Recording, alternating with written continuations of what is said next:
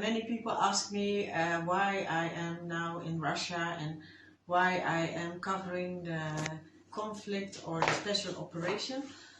Well, it's a story, it's a long story because Western media, they are not sending journalists or they cannot go to Russia because in the West they have a lot of propaganda. The news outlets actually, it's more propaganda than real news.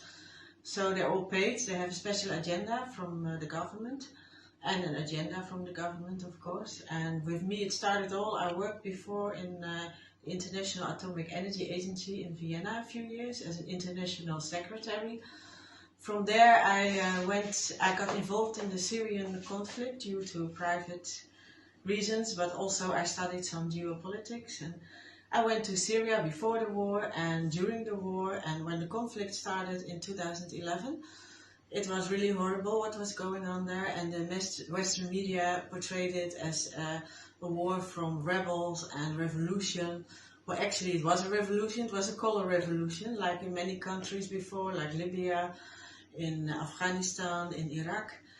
And in 2015, on the height of the war, I was there. I was visiting ministries with some other journalists from Belgium and the Netherlands.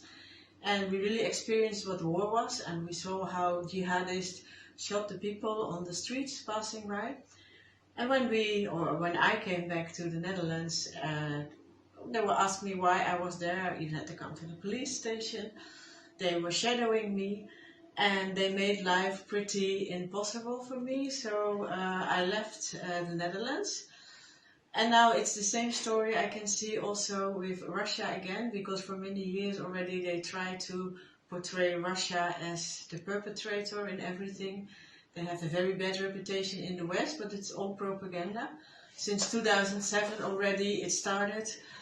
And okay, this is going to get worse and worse. And finally the Ukraine came in 2014, another coup from the deep state or the US and the EU. And now finally we are in the stage that Russia is cleaning up Ukraine from a lot of neo-Nazis, which the West is sponsoring again, like they sponsored jihadists back then in Syria or maybe Iraq as well, Afghanistan. And this is why I'm here in Russia and especially in the Ukraine to cover this